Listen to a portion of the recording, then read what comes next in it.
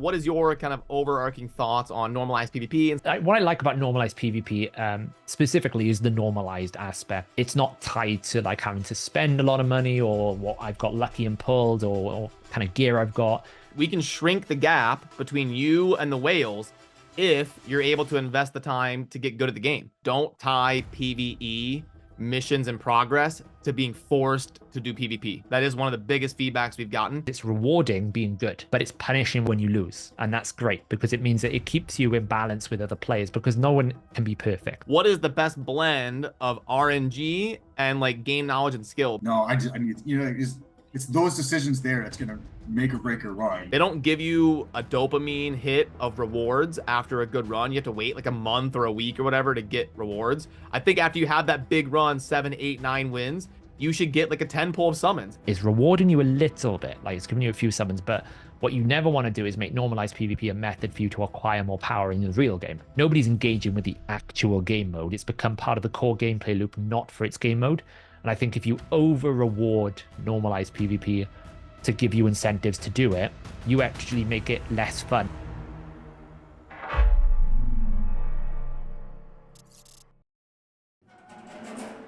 Hey everybody, welcome to this week's Fateless Podcast episode. Joining me is going to be Saphira and Dirk. Saphira is Paul in the Fateless sphere. So we're going to be talking a little bit of normalized PvP as a mode that we do want to try to pull off effectively in our game, and there's lots of good ones out there. I want to ask these guys their perspective on some of the best normalized PvP modes out there and some of their thoughts on pulling it off in a game in our genre. So I will pass it to Saf. Paul, what is your kind of overarching thoughts on normalized PvP and some of the games that have done it really well and some of that stuff?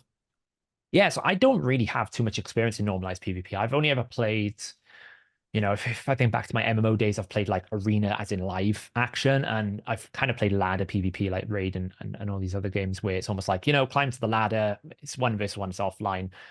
Really until Raid had live arena, most of the sort of PvP experiences I've had are just like offline ladders. And, you know, I've been playing AFK Journey. I think everyone's kind of like maybe dabbled in it here. I know you two absolutely love the honor duel system. I'm not so keen on it. I've kind of dabbled. It's a love and hate, sure. It is. I kind of like it. And what I like about normalized PvP specifically is the normalized aspect. It's being able to basically, it's not tied to like having to spend a lot of money or what I've got lucky and pulled or kind of gear I've got, which obviously detracts from the whole like my account is better than everyone else concept, which is what you want in arena. But it's very fun to experiment, have a bit of fun, be creative. But what I generally like, and you know, it can work, but I think generally with normalized PvP, the problem it needs to be driven from a live ops background as well, right? You can't just like create a game mode and just let people pick whatever they want. It has to be thematic. It has to be like restricted, or there needs to be some sort of seasonal aspect. Otherwise, I can imagine, and certainly how I felt with AFK Journey, it gets a bit samey after a while, especially if you play a lot of it. But yeah, I mean, I like the concept. I think it's a very good way of balancing sort of the problem of ladder arenas, which is like, you know, ultimately whoever spends the most is always going to be number one, just because it's the nature of the beast, where if you have every champion or every gear in the game, then you're going to win. That's just the reality of life. Yeah. That's the reality of everything in life. If I've got £1 million, I can buy a Ferrari F1. I can buy the best house in the world if I've got the money. That's the way that life works, unfortunately. But for these game modes, I like the fact it's a bit of a leveler. It levels the playing field, and your ability does come through, and having a lot of fun. And also the normalized aspect where it's roguelike, right? Where it's almost like, well, I get lucky and I pull like the best artifact, and all of a sudden my Mirel can finally discover that she can use her ultimate. Because I'll be honest, I don't know about your experience, but trying to get Mirel in AFK Journey to cast a goddamn ultimate is the worst experience in the world. Yeah, I should have clarified at the start. I'm sure most of you know, but normalized PvP is when you can't spend money, you can't whale out, you can't get an advantage. Everything is completely normalized across the entire player base. So, Dirk, I'll let you go ahead and kick off kind of on that same vein that Saf was. Yeah, I think I guess my normalized PvP experiences come from I think Guild Wars 2. I think Guild Wars 2 normalized PvP is a lot of fun, even though I played the game a lot, so my actual character is pretty strong. But their, I guess, main arena in that game was like a normalized PvP mode. Outside of the game, you go into this area, you could pick any class you wanted, and then you can kind of just make a build with the gear they give you. And it was you could unlock towards it, I guess, like over time, but everyone's on the same plane. There was no like better gear, I guess. And maybe you had more options by playing longer. But yeah, it was a fun way to play arena. Like different than like you play at WoW arena and it's just whoever has the best gear and there is obviously I don't want to take the skill away from it. Like there is skill to it, but the gear can matter a ton in that game. Obviously, that's one of the big parts of WoW. So, and obviously in a game, in any kind of gacha game, they're very like whale favored. You're going to have your fully awakened characters or plus 4 characters, whatever, and like that's a massive. You just have more stats. You're gonna have better gears from playing more and farming more. Like you're gonna have a better hero roster. Like it. So it. Yeah, I really love the fact that you are on the same playing field. Guild Wars did a good job at it. The one I probably played the most was Hearthstone Arena. That was like I got into Hearthstone. I always played Magic as a kid, but it's hard to play Magic as a kid because it's so freaking expensive. It's hard to play Magic as an adult because it's so expensive. So like when Hearthstone came out and they had that arena in there, it's like, hang on, what is this mode here? I'll check it out. You get like the free run.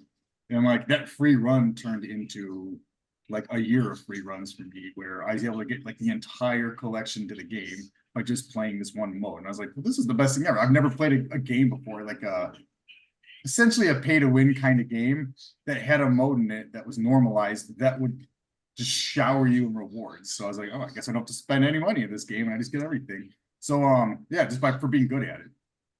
And yeah, now we're talking about AFK Journey. I think it kind of has a similar feel. Don't get Dirk started on AFK Journey. I've been doing it's finally have officially top 10 on the server now. But that's like I noticed like when you look at this is one of the favorite things is when you look at our server, if you look at all like the PvE content, there's like one guild that like dominating every single thing, like for the arena, for the whatever the clan boss or world boss stuff is. Like they're always at the top like 10. There's like 8 of them. But then you look at the normalized PvP mode, Honor Duel, there's not one of them to be found. And it's like, well, I guess you can't buy wins here, can you? And yeah. So yeah, it must be a cluster because it's called Olympus 1 and Olympus 2. I'm just looking at it now on my iPad because I obviously play it on my iPad only. And it's Mirage that's number 1 on the Honor Duel. But it is different. The reason why obviously Olympus is top is they're the big spenders, right? They're the ones that have got all the big Krakens apparently. You don't have that problem in Honor Duel. That isn't possible. Yeah, my favorite PvP has always been games like StarCraft because they're just inherently normalized. You can be broke or you can be a billionaire. It doesn't matter. We queue for a game and it just comes down to who's the better player. So I've always really loved those modes. And my favorite in our genre, like in a game that has pay to win elements, because StarCraft doesn't have that, but in a game that has pay to win elements, my favorites are probably Clash Royale, where they had like the tournament standard and then you would jump into challenges and there was no whaling out. And then also, like Dirk said, Hearthstone Arena. And then number 3 would be for me would probably be AFK Journey. I think that mode's like a 7.5 or an 8 out of 10. I think they, there's definitely some improvements to be made, but they definitely did a good job for it in terms of like this genre of gacha games. I would ask you guys kind of what's the most important thing about normalized PvP in this space. I would think maybe the biggest miss on AFK Journey is, well, a couple things. They don't give you a dopamine hit of rewards after a good run. You have to wait like a month or a week or whatever to get rewards. I think after you have that big run, 7, 8, 9 wins, you should get like a 10 pull of summons. That should make you feel good. Like, oh, dude, I just got a 10 pull. I want to keep playing. They don't do that. And I would think number 2 would be that they need to be a lot more nimble on the meta. They're going to have the same meta for like 6 weeks until they reset the ladder and bring in different champions and stuff. So I would want to get your guys' perspectives on if you agree or disagree or what you think the biggest deal is. And I'll start with you, Paul. Yeah, I think the main problem with AFK Journey is it's a very small roster, right? It's driven from AFK Arena. It's a success to that game. They only really have 40 odd heroes. So when you have a small roster of heroes in a normalized PvP setting, you are going to end up finding the same experience because ultimately there's only so many ways you can, combine and mix up 40 heroes because it's going to be an exponential concept, right? If you have 80 heroes, well, that's twice as many but it's more than twice as many because now I've got 80 times 80 times 80. You know, there's lots of different combinations. So the problem that AFK Journey has, I think, is it's just not got a very big roster. I do think, like, I know what you're saying about the dopamine rush. I actually think the good thing about normalized PvP is it doesn't necessarily, it's almost like a separated aspect of the game. It's not, it's rewarding you a little bit, like it's giving you a few summons, but what you never want to do is make normalized PvP a method for you to acquire more power in the real game, because then what you're doing is you're driving the almost like the engagement to it by telling people if you have to play this game to get the rewards for this other thing. Now it can give you a little few things, absolutely. We would have a like, good debate there because I definitely disagree with that. So yeah, that so might be I might mean, be a fun one. I think the reason why I say that is because if you just simply don't like the normalized PvP aspect, then you're asking people to take themselves out of the core gameplay loop of these types of games to play something that should be, that by design is for fun, right? Because otherwise it would be not normalized. If it was designed to be part of the core gameplay loop of summon your heroes, grind the gear, play the game, then you would expect it to be like ladder PvP, part of the core gameplay. The nice thing about normalized is it doesn't impact your normal gameplay. I don't have to gear my champions for normalized PvP. I don't have to spend certain amounts to get those champions, you know, out of shards. I don't have to do all these different things that in a core gameplay loop I might do over 6 months just to compete in normalized. I can start a game up, have some new experiences with new heroes in the game that I've not used before, and like play against other players. That fun is really important. And if you make that like too rewarding, then essentially you're almost saying it is part of the core gameplay loop because that's where you get X, Y, Z. And then it becomes a different kind of problem. I do think like you give them like some gems or some resources, or you get some bonus energy if you play once a day, right? Because we still want, you still want people to play the game modes. You don't want them to just completely disengage with it. You also don't want to have, for example, what Tag Team Arena has become in Raid, where it's almost like the game mode is a vehicle to score points in clan versus clan. Nobody's engaging with the actual game mode. It's become part of the core gameplay loop, not for its game mode. And I think if you over reward normalized PvP to give you incentives to do it, you actually make it less fun because now it's almost like a chore. Because if I don't do it, I'm disadvantaging my core gameplay loop. The more you can reward players a little bit, but actually make the game mode reward, and I think is where it's more fun. And I think AFK Journey do a very good job of trying to make 40 roster heroes different every single time, right? I always, whenever I play, I always pick totally random one at the bottom. So I just have a completely random experience. So you get a random artifact, and they do try to leverage some differences between them. But very quickly, after 5 or 6 honor deals, you quickly start seeing the same type of archetype structures where it's like Ultima Boost or Mauler build or Wilder build or Gravenball build, right? You see the same type of artifacts because they just don't have a big diversity. So I think for any successful normalized PvP, it has to have seasonal content where it's not just all of the roster, because what you will end up having is the same team being target farmed, because it's a bit like TFT. You can brute force your way to a build and you might lose sometimes because you're brute forcing and you low roll, but you'll probably have a higher than average win rate because you just keep brute forcing the meta build. And then it becomes like everyone brute forces the meta build and whoever gets their first wins. You don't really want that in normalized PvP. You want it to be random. You want people to find that dopamine rush of going, oh wow, I've got like Arbiter's Blade, I think it's called in AFK Journey, where you pair it with the Arbiter chest, and I have 2 mythic champions. It's awesome. Or maybe you get like that mythic artifact early that stuns all the non-mythic ones. You go, do you know what? I've already got a mythic. That's going to be really powerful for me right now because the people I'm fighting don't, because obviously the matchmaking. So it's one of those for me that you can probably spend a very long time designing a very detailed system and you still don't get it right. It's so wide as a requirement list. Yeah, okay. I'll get into where I agree and disagree, but I want to give Dirk a chance to jump in there and give his perspective on kind of the direction that Saf went. I'm definitely on your side as far as I do like it, like in Hearthstone.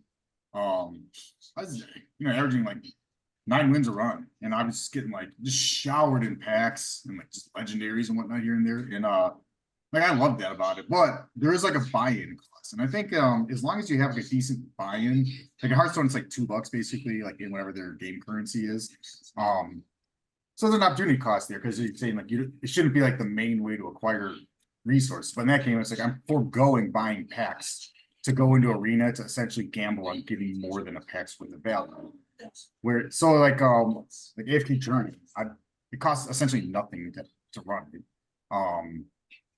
That's because they have like a ladder system instead. Like I understand why they don't want it to be a pay to win system, and if they're going to try to put in a ladder for it, but it costs you money to enter, essentially whoever can pay to keep doing it would have a better chance of climbing, even though that's necessarily true. But I don't know. It would be nice to get that more rewards for it. Like I'm doing, like I said, pretty well right now. And I got like nothing to show for it. And so essentially most of my time playing the game too. So there's also the time opportunity cost, because while like Sham is like chapters ahead of me right now in the game, because anytime I have to play the game, I'm in normalized PvP. So I'm actually like falling super behind PvP. Same. It's getting nothing for it. And I don't know, I feel like what area are you at? Just out of interest, what region have you reached? We're in like me and Dirk are in like the third one. The third one. You haven't finished the mountains yet. No, I'm in Dark casuals. Forest, but I can't even do the next world boss because I think it's in the next zone. So like I'm gonna have to stop doing normalized PvP for a bit and just catch up in that, because I'm still like I'm like the 600 is now for my AFK farming. So at least like that's easy to keep pushing. But yeah, You're only 600. God, I'm at 775. Oh, quite wailing out. I'm not even wailing, honestly. I have spent like $20, but you know, it goes quick. There's like you are right though about the spending. I was going to say, like, they actually, it's the gold in the game. They're not even premium currency. It's not even like diamonds to buy in. You literally just buy in with the material you have. Like I've just checked now, I can do like 30 daily attempts, which is obscene considering it takes like half an hour per run. That's like you'd never not be capped by runs. Well, once you get good at the mode, it either takes 5 minutes or 45 minutes. Yeah, you're either gonna get the setup you need or you're not. Like I burned through like 7 straight like runs that were two wins or less, mostly in the less region. The worst experience is when you end up like going random and you just can't get like a team together. You just keep getting like random factions across the board. You don't get a tank, and you're just like, I haven't got 3 wins in me to get this team sorted. It's just like, this is just a loss. With a bunch of fighters and like no healer, no tank. You know, like, yeah. And you finally you'll get one where it's like you start off like, oh, I'm gonna crush this one, and you go against some other guy who's like somehow he's got like a +2 artifact on your first game, a legendary hero, and like a perfect team. You're like, what is this? And I'm like, well, this so much for my like supposedly good start here, and you just get walked over again. But and you always get baited into getting more items, and then you know that you've just not ranked up enough in terms of like the rarity, like they're still at rare legendary. And at one point I think I got to like the 5th fight, and I fought like a team of 6 mythics. I'm like, seriously? Like I can't do anything. Like they're just too strong. Like it's not even about items. I might have good items, but my power strength of just the heroes that I've got, it's just too weak essentially. But you know, you are right. Premium currency buyings is probably a bit of a problem, isn't it? Yeah, well, I don't know about premium. I would do it in like whatever currency you would get in game that you could use. So like if it was like Watcher of Realms, like they're diamonds, or if it was I think it's also diamonds in AP Journey, or something like that, where it's a resource that you get in game and you can use to open, you know, do summonings.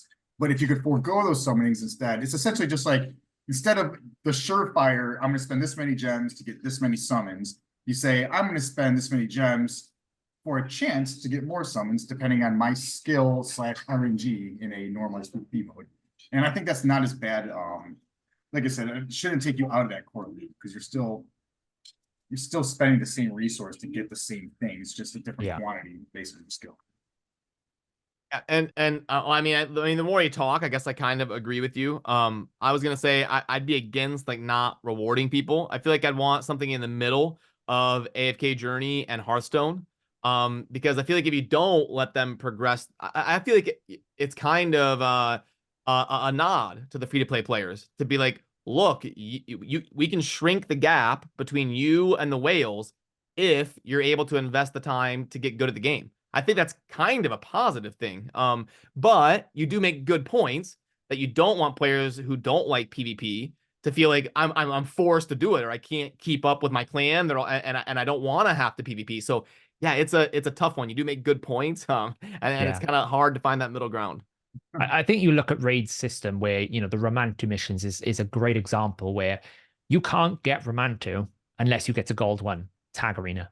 So for those people that like playing raid because it's a PvE dungeon grind, climb to the top of Doom Tower, defeat the clan boss, like that progression system, they're officially like forced to go into PvP in a game mode, and not just like play with it or engage with it, fight some fights, physically climb to serious levels where you have to know what you're doing in PvP just to get a champion that, okay, is very powerful in PvP to some extent, but to unlock that champion and have that completion progress. So I think if you make these PvP game modes too rewarding, you create a negative experience for the player, and then you're kind of destroying the goal of normalized PvP. Like if we look at AFK Arena here, they've got it pretty balanced where you can walk away every week with, I think, 700 diamonds, which is their premium currency gems, and then 2 summons, which is nice, right? You're getting something that you can use in the game, getting a few summons, but what you're not doing is going, hey, you should play normalized PvP because it's the best place to get XYZ, right? We play clan boss and raid because it's the best place to get legendary books. And then when you can't get clan boss, everyone has this like, oh, well, I can't progress because I can't do this. And you don't ever want to, like, you'll always inevitably have game modes like this where you go, you've got to progress to get your rewards, but you don't necessarily want to incentivize a fun game mode that's outside of the core gameplay loop to be then part of that core sort of progression loop. I will say as well, one interesting thing I've just noticed in AFK Journey, just because I have it up on my screen, it does show you as well that you have to be incredibly careful about how many people enjoy this game mode, because I think normalized PvP is a purists type of game mode where someone who really enjoys arena modes will love the game mode, but it won't be for everyone, because I'm currently at point 291. Now I know, Dirk, I think you're at like 1,000 points or something like as crazy as that. You're up to 877, but at 291, I represent the top 7.81% of all players in AFK Journey, which is insane, because that would tell you that most players don't play the game mode. And so you always have to be worried about, like, that's going back to what I was saying about core gameplay loop. It needs to be a fun thing that players who love it can play. That's really balanced and really fun. Yeah, and so you want to means, incentivize people. That means what, about 5% of people actually play it a lot? Yeah, I mean, I think you start at like rank 200, and I've only really dabbled in it. I've probably played like 10 fights, I think, maybe 15 fights overall, and I'm already at the top 7%. So it does show you that for this type of game, especially, I think AFK Arena is kind of a PvP type of game. I haven't really played it. I just know it's a bit of a like that type of game. You would expect the player base who've come from that to be more competitive minded, and it's still at top 7%. So it kind of just shows that normalized PvP is important, because there's people who love this game mode, but it's not core gameplay loop. Like it's But not it's what the most also players another thing to play. remember is it's probably also in terms of our game getting an audience and having a reach, it's probably the most streamed and most watched thing. Like people were tuning in to watch Kripparrian play Hearthstone Arena. That was like the big thing that True. everybody wanted to watch. So Yeah. But then predominantly, I would say Hearthstone Arena is a PvP game exclusively, right? Hearthstone Arena. Correct me if I'm wrong. I've not played it fully. I've seen some streams. I've played it. You are generally always playing against someone, whereas a lot of the progression, like Raid, for example, things like I've played Awaken Chaos Era, I've played Dragonair. They're not really at its heart a player versus player game. There are ladders for it, but at its let me heart, ask you the this. progression. You're one of the bigger streamers in the raid space at this point in time. Do you think people would enjoy watching your stream more if you could load up a run and talk about all the nuance and all the knowledge while you're facing other players, and they could see you have that competition element? Do you think that'd be more entertaining to increase like your reach as a streamer? Well, I suppose it's a different conversation. Is what makes good stream content? Naturally, player versus player content is always more positive on a stream. Like you're always gonna, because it's contextualized against that particular moment in time. So if I'm doing like, oh, here's me doing a dragon run, they might be interested to see the dragon team, but that's much more of an offline content that they would want to watch a video guide. When it comes to live arena, you are having, or like any sort of PvP content, you're having that ability to have live interactivity and contextualized information, which makes it more interesting. When I'm playing live arena, for example, I'm going through the thought process of how I'm approaching it. And it's interesting for players to get a second perspective, just like when I'll watch Big Papa Drock playing live arena and he's going absolutely berserk about polymorph, I get a different perspective, and it's entertaining for me because I'm learning about how he's approaching something that is very always different. So yes, PvP content, normalized PvP absolutely is great stream content, Whether or not it like enhances my reach, well, it just depends on the type of audience you've got. Like my audience that I have on, I'm very fortunate that we've got great communities. They love all aspects of Raid and different things. So would they sit there and only watch me play Live Arena? I probably would think they would want some more diversity, but they do like the Live Arena segment when I do it every stream. So yeah, I think from a content creation, from a background, from being a streamer, definitely like having that live interactivity, changeable context that you're always making decisions that are not the decisions by default, which is what normalized PvP is, what it should be when it's good. Every single time I win a fight, I have a new decision I need to make. Now, I might have faced a similar situation in the past, but the context is always going to be different. I'll always have a different set of heroes. I'll always have a different item. I'll always have a different position that I'm in. Maybe I win 3 in a row. I didn't win 3 in a row last time. Maybe I got some extra coins because I used the other hero. Having all these different gates and decisions is where normalized PvP becomes fun. And I think this is where AFK Journey, personally for me, at the moment is suffering, is it's not enough diversity. So you kind of end up fighting the same thing, or you kind of go looking for the same thing because it works. And that when you get into that like forced meta is when you get a bit of unhealthiness to the game, because eventually people will get bored of seeing the same thing, which is what happens in Arena, in Raid. Everyone picks Ultimate Death Knight and Wukong. And after a while of that, people will just disengage, because once they've seen that fight 20 times, 30 times, 40 times, it gets boring then. Yep. Yeah. Once it's solved, and I'm gonna move on to Dirk here, but I did want to circle back because I think you made an important point. Some of the biggest feedback we've gotten on our different polls and on our different things going on in the Discord server and the channel is one of the biggest things people say and request is don't tie PvE missions in progress to being forced to do PvP. That is one of the biggest feedbacks we've gotten. So Dirk, did anything Saf say about like only the top 5% or really care about normalized PvP? Did any of this kind of shape how you're feeling about how important the mode is going to be for us in our genre? Yeah, I wonder kind of how popular it is versus just how many. I mean, maybe 200 something points is like even amongst people actively playing. Like, I don't know what like an average person's run would be. Maybe like 3. So they're just kind of losing points each round. They would never climb any at all. So I guess it kind of depends on your average too. Like it, because I think it takes 4 wins to even break even, right? Depends. It depends on your rank. Like, yeah, like the higher rank up, you lose a lot more. Yeah, right? yeah. I'm top 20, and I used to gain points just for winning like 3 or 4, but now I have to win 6 to gain points. Probably diminishing returns. Yeah. Like normal arena ladder, I'm up in like legendary 2. So if I win one, I get like 8 points. If I lose one, I lose like 50 points. And I'm like, good Lord, I'm all the way back down to legendary 1. You know, it's awful. So it's almost like you're afraid to fight at certain points because you know you're going to derank more than you're going to climb. And they're obviously doing that to, you know, keep the ladder healthy instead of like Raid where they just arbitrarily cut you back every week, or like with Live Arena where you can't really derank. They just let you keep going and going and going. They've done it so it's almost like at the lower ranks you climb a lot quicker. When you get to the higher ranks, you drop a lot further. So there's almost like a punishment for losing. The pseudo elo system where like the higher rank you get, the harder it is to rank up, and the lower the rank you get, the harder it is to rank down. So it kind of like it crunches it a little bit. They're pushing you here.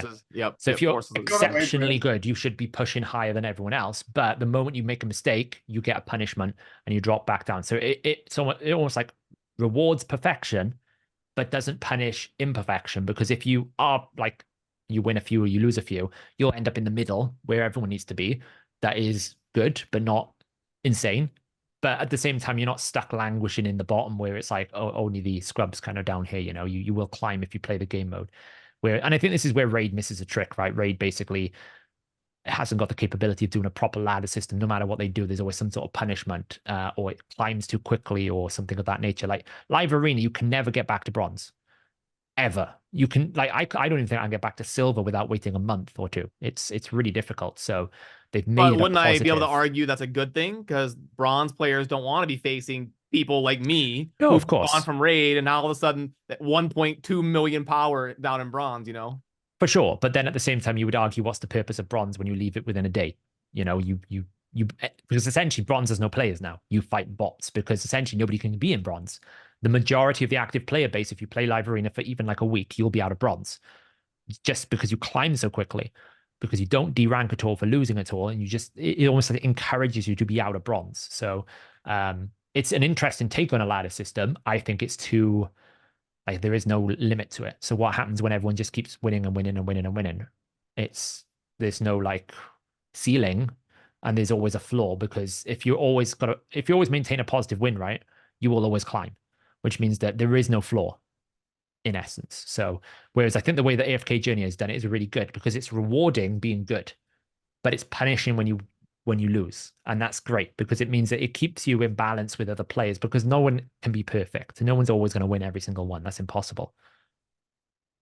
It is tilting though when you hit like a 7 games straight where you just like 0-3, 0-3, 1-3, and just like watching that rank fall. At least it's not too fast though, even like a higher rank. So it's like one good 9-0 and just. Well, it's a good shout out, Dirk. It's worth talking about. Maybe our last topic here would be, what is the best blend of RNG and like game knowledge and skill? Because you have Hearthstone Arena where it's like 80% skill, 20% RNG. Like a good player like Kripparrian isn't gonna go 0 wins 3 times in a row. It's just not going to happen. But in AFK Journey, it's like the opposite. It's like 80% RNG, 20% skill. Whereas someone like Dirk can be a top 10 player on the server and very easily go 0-3 3 times in a row. So what do you think is that best blend of like the RNG versus the skill? Go ahead, Dirk. Man, as much skill as you could, I guess, get it up to. You don't want that RNG because you don't want it to feel the same every time. It's always saying like it's like he likes to go random, and I know viewership wise too. The reason why people love watching Arena over ladder is you're not just watching the same meta deck play the same way over and over and over. Where you're watching this guy just grind through. This is my winner with this deck. I'm gonna play 1,000 games, and then I will be at this rank. Just when you map it out. And you play the exact same way every single time. But yeah, with Arena, there's always surprises. You don't know what they're gonna have. You're not sure what you're gonna have. You get. It's fun to see some make a deck, choices they make there too, aside from just playing. Because a lot of times decks can just play themselves.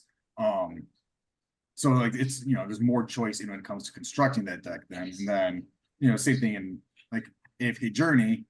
I think a lot of the majority of the skill comes from your shopping, like you're saying, like did you buy too many items? Now you're like way behind. So it's like about balancing your, like, okay, shoot, I really need to chase this guy. One word copy of him, I'll rank him up. Oh, there's a good weapon here. You know what? I don't need the weapon yet. I need to chase this, or can I afford to chase it? No, I need.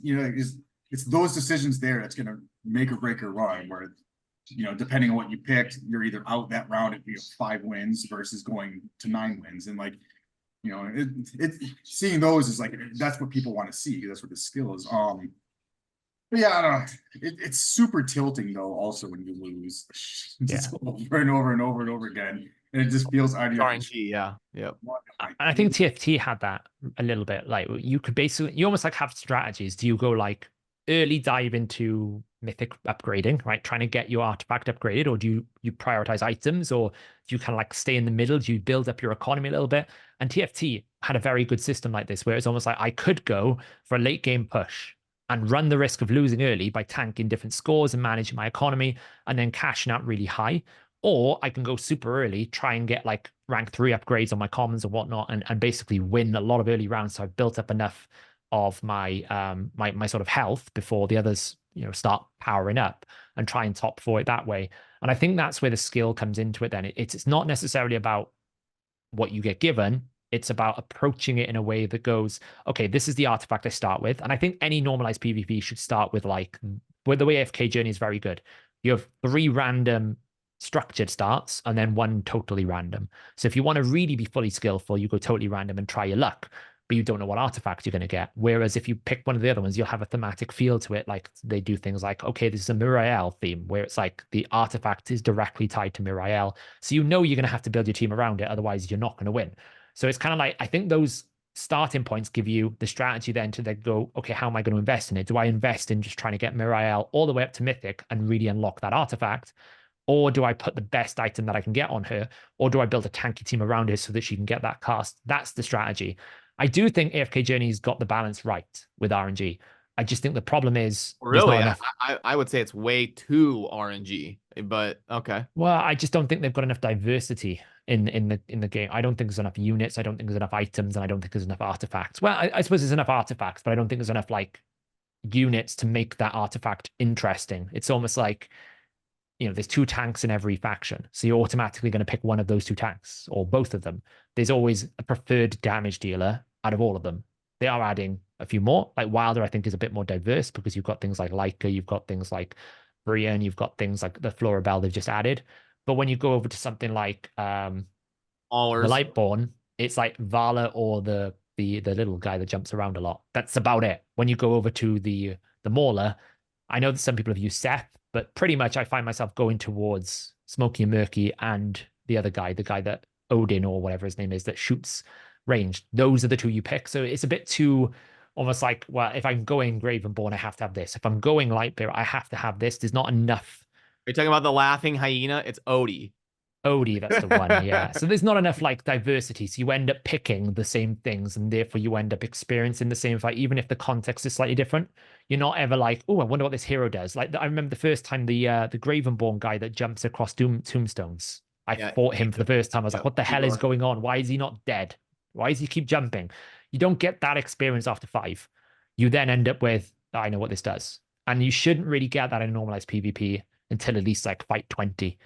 But after fight 5, you've kind of seen it all, right? You've seen every kind of concept. You've seen all the different things that's going to happen. You know what kind of items. You can kind of fish for the items you want. And I think that's probably where FK Journey falls down, is it needs more depth. It needs more option. Fair, I can confirm for you live on this podcast that we will release with more than 40 heroes. So I think that's a given at this point. Big leaks here. Well, okay, we have got to get out of here during this podcast, but massive shout out to all of you for joining and watching this one. We'll have all the links you need down below to interact with us on the Discord server and all that good stuff. So appreciate Dirk and Saf for joining today as well, and we will see you soon in the next episode. Peace.